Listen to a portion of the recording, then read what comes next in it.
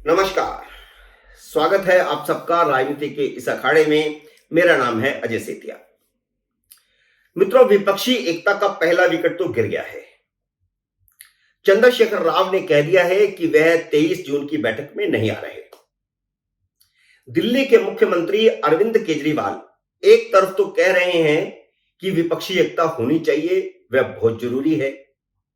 दूसरी तरफ रविवार को राजस्थान के गंगानगर में जाकर उन्होंने कांग्रेस के खिलाफ और अशोक गहलोत के खिलाफ जमकर भाषण दिया।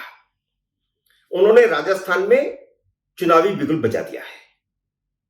इसी तरह 1 जुलाई को वह ग्वालियर जाकर मध्य प्रदेश में चुनावी बिगुल बजाने वाले हैं। शनिवार को ही आम आदमी पार्टी के प्रमुख प्रवक्ता सौरभ भारद्वाज ने कहा था कि विपक्षी एकता बहुत जरूरी है। 2024 में अगर मोदी जीत गए तो यह लोकसभा का आखिरी चुनाव होगा, मोदी उसके बाद खुद को राजा घोषित कर देंगे। तो आप केजरीवाल की करनी और कथनी में अंतर देख लीजिए। केजरीवाल ने विपक्षी एकता की 3 शर्तें रखी हैं। उन शर्तों पर किसी का जवाब का इंतजार भी नहीं किया, क्योंकि उन्हें पता है कि वे शर्तें कोई भी स्वीकार नहीं करेगा। ना तो कांग्रेस मानेगी उन शर्तों को, ना कोई और विपक्षी दल मानेगा। इसलिए केजरीवाल अगर 23 जून की बैठक में गए भी तो ड्रामा करके बाहर निकल आएंगे, और अंदर ड्रामा नहीं किया तो बाहर आकर के मीडिया के सामने ड्रामा करेंगे ही करेंगे।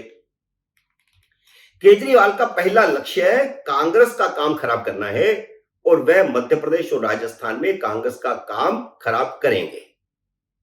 अब तक वह 4 राज्यों में कांग्रेस का काम खराब करके 2 राज्यों में तो अपनी सरकार ही बना चुके हैं।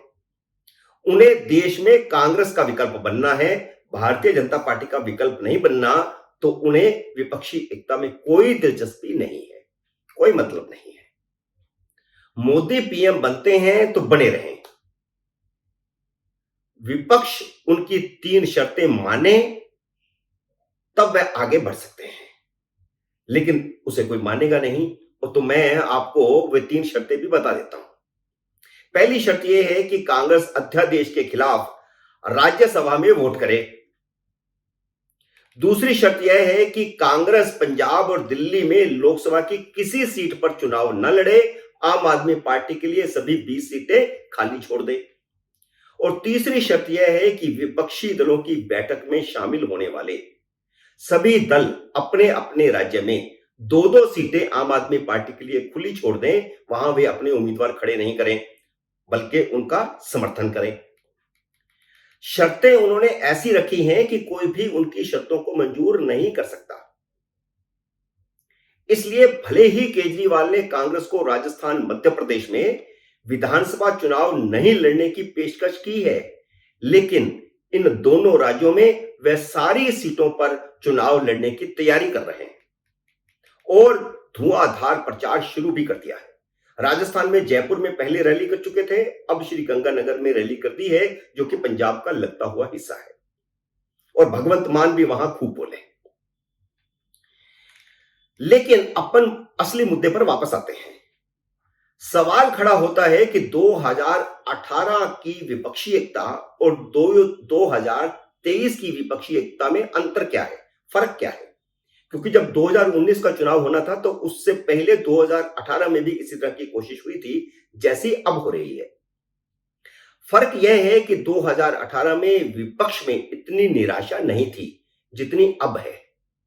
अब तो करीब करीब सारे नेता यह कहने लगे हैं कि 2024 में भी मोदी जीत गए तो उसके बाद लोकसभा के चुनाव होंगे ही नहीं, मोदी खुद को राजा घोषित कर देंगे। और यह राहुल गांधी से लेकर के नीतीश कुमार, सौरभ भारद्वाज, सारे लोग एक एक बार कह चुके हैं, अखिलेश भी कह चुके हैं। 2018 और 2023 में दूसरा अंतर यह है कि 2018 में बातचीत की शुरुआत ममता बनर्जी और चंद्रबाबू नायडू ने की थी, लेकिन बातचीत का केंद्र बिंदु कांग्रेस थी। चंद्रबाबू नायडू उस समय मुख्यमंत्री थे और आंध्र प्रदेश को विशेष दर्जा नहीं दिए जाने के कारण नाराज होकर एनडीए छोड़ गए थे।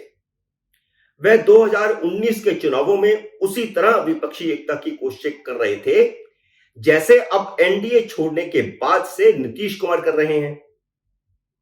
2019 के चुनाव के बाद चंद्रबाबू नायडू राजनीतिक हाशिए पर चले गए थे। वह अब एनडीए में वापस आने की कोशिश कर रहे हैं और एनडीए में आएंगे ही, क्योंकि एनडीए को भी जरूरत है।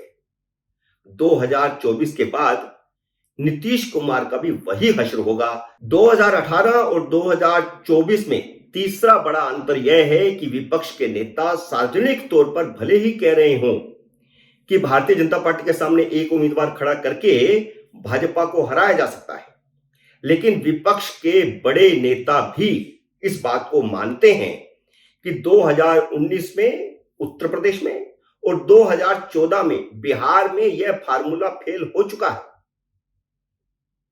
एक उम्मीदवार का फार्मूला ज्यादा से ज्यादा तमिलनाडु और महाराष्ट्र में ही कामयाब हो सकता है, वहां कारगर हो सकता है, बस 2 राज्यों में, इसके अलावा कहीं नहीं। इसलिए विपक्ष सिर्फ 100 सीटें चुनेगा जहां वह भारतीय जनता पार्टी के सामने एक उम्मीदवार खड़ा करने की कोशिश करेगा ताकि वहां भाजपा को हराया जा सके। और ये वो सीटें होंगी जहां भाजपा पिछली बार बहुत कम मार्जिन से जीती थी। विपक्ष ऐसा समझता है कि अगर ऐसा ही हो जाए तो भाजपा को अपने बूते बहुमत पाने से रोका जा सकता है। फरवरी में नीतीश कुमार बड़ी खामख्याली में थे कि भाजपा को 100 से कम सीटों पर निपटा देंगे। उनका वह नशा अब उतर चुका है। अब ज्यादा कोशिश यह है कि विपक्षी दलों के प्रवक्ता चुनावों के समय एक भाषा में बोले, ऐसी बात न बोले जिससे विपक्ष को ही नुकसान हो। ना तो किसी साझा कार्यक्रम पर कोई बात हो रही है और ना ही कोई ऐसी चर्चा हो रही है कि प्रधानमंत्री पद का एक उम्मीदवार मोदी के सामने खड़ा किया जाए। यानी न तो 23 जून की मीटिंग में राहुल गांधी को प्रोजेक्ट किया जाएगा और ना 23 जून के बाद प्रोजेक्ट किया जाएगा। तो यह तो काम हो गया खत्म। और मोदी के सामने अगर कोई नहीं है तो मोदी की जीत बहुत आसान है। मित्रों, आज के विश्लेषण में इतना ही।